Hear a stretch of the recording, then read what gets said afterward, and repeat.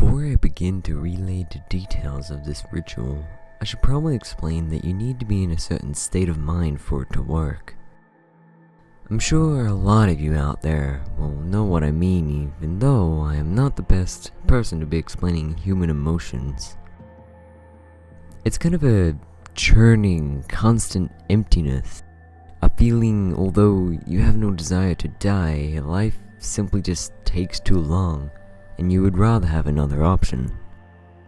It is very important that you feel this way when undertaking the ritual, because another option is exactly what we'll give you. The details are as follows. I have tried to make it as simple as possible and to cut down on the cryptic rubbish that my contemporaries often include in these things. But you need to appreciate how hard that is. We don't live by constants as you do. We live by symbolism and meaning. Bread does not sustain us, but the idea of bread makes a very good meal indeed. Still, enough talk.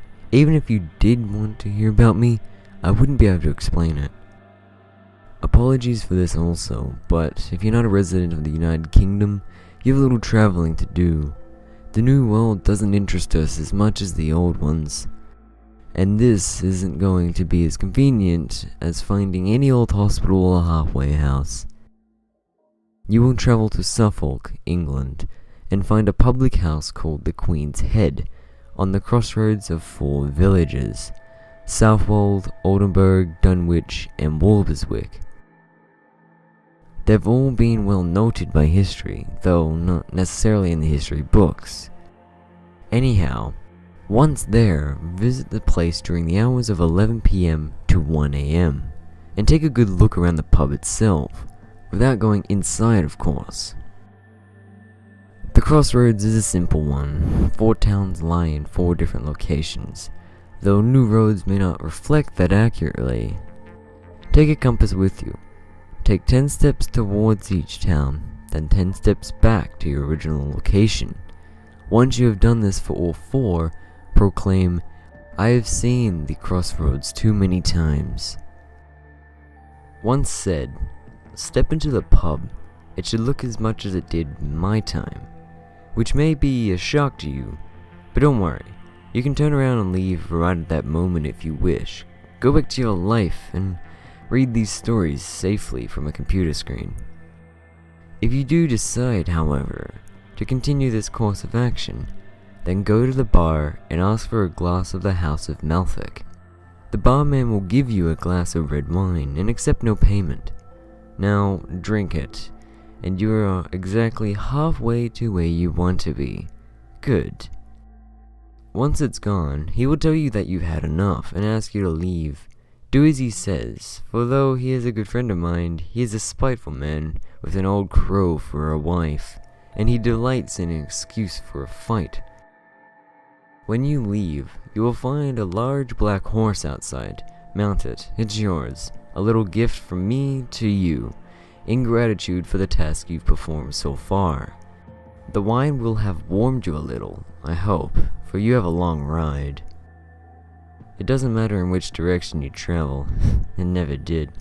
The roads will be old now, impossibly so. Perhaps a dense fog will cover the tracks. Plow ahead and do not deviate from the road. He may send a guard to veer from the mist and try to stop you, but keep moving. He may send a loved one to plead that you slow down. This is a trick. It is me that he wants to stop. We have never seen eye to eye.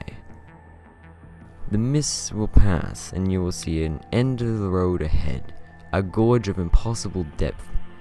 Don't stare into it. Contrary to the belief, it doesn't gaze back. But it may hold you from your task, and neither of us want that, do we?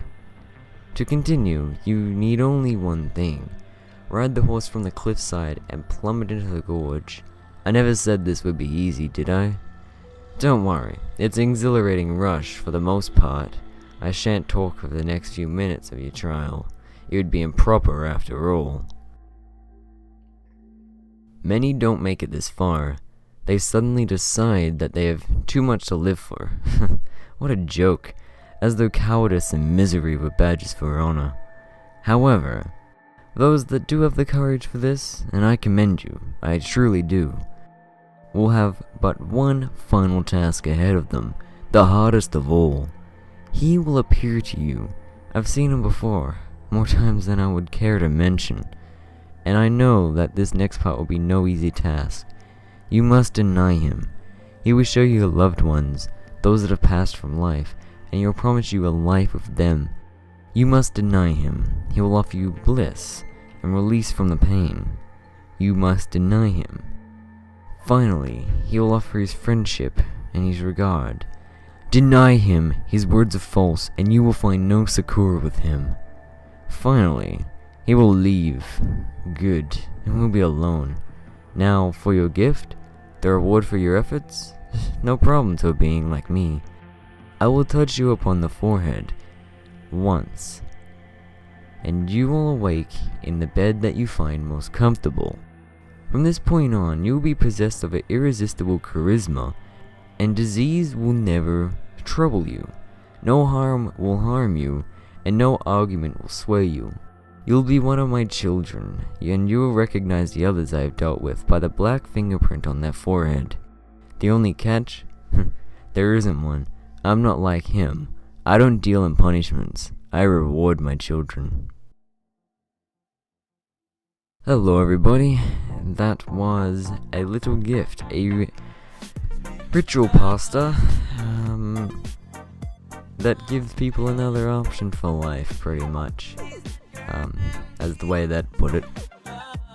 Let me know what you thought of that in the comments below. I'd love to hear your thoughts. Like it if you like it. Dislike if you dislike it. Subscribe, support this channel. Share this video to give your friends a scare. And as always, thank you so much for watching.